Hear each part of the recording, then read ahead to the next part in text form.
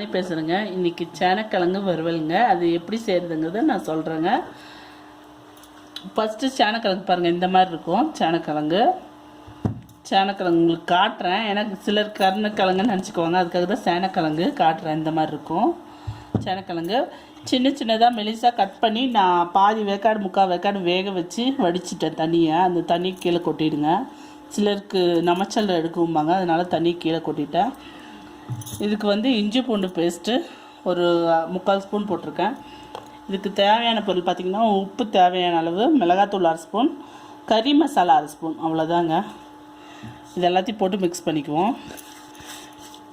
நீங்கள் வேணுன்னா சிக்கன் மசாலா மாதிரி வேணுன்னா சிக்கன் மசாலா போட்டுக்கலாம்.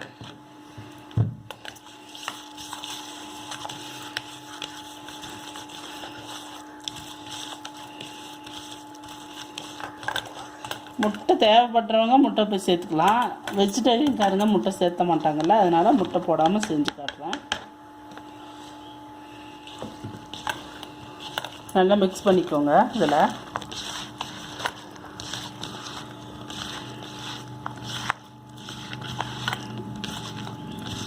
பாருங்கள், நல்லா மிக்ஸ் ஆகிடுச்சு.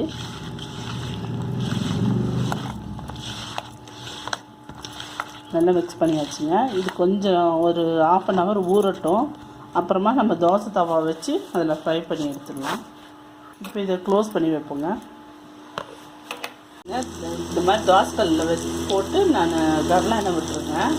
ஃப்ரை ஆகிட்டு இருக்குது. ஒரு ட்ரிப்பு கொஞ்சம் பொரிச்சு எடுத்துருக்கேன்.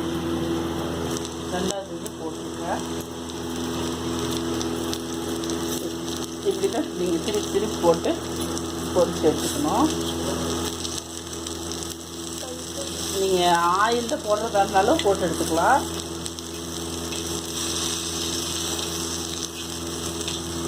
நான் இந்த மெத்தடுக்கு தவாலையே போடுறேன். நல்லா ஃப்ரை பண்ணிக்கலாம். அதை இடமும்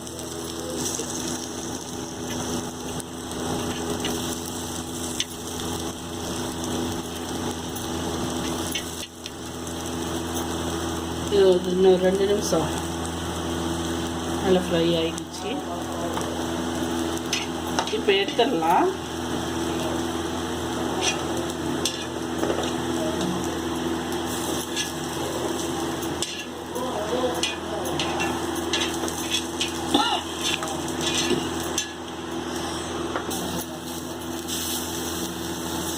இந்த மாதிரி செஞ்சு கொடுத்தா குழந்தைங்க நல்லா இஷ்டமாக சாப்பிடுவாங்க.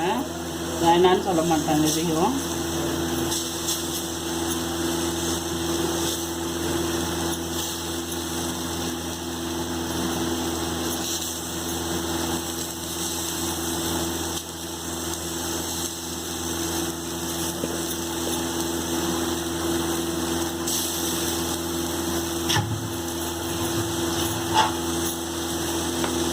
ஃபஸ்ட்டு வச்சுட்டு பாருங்கள், ஆயில் வச்சு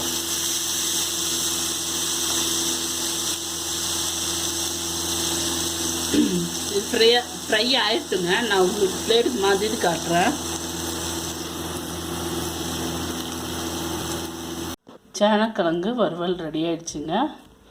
ரொம்ப டேஸ்ட்டாகவும் இருக்குது. சொல்லி இது மாதிரி செஞ்சு பாருங்கள்.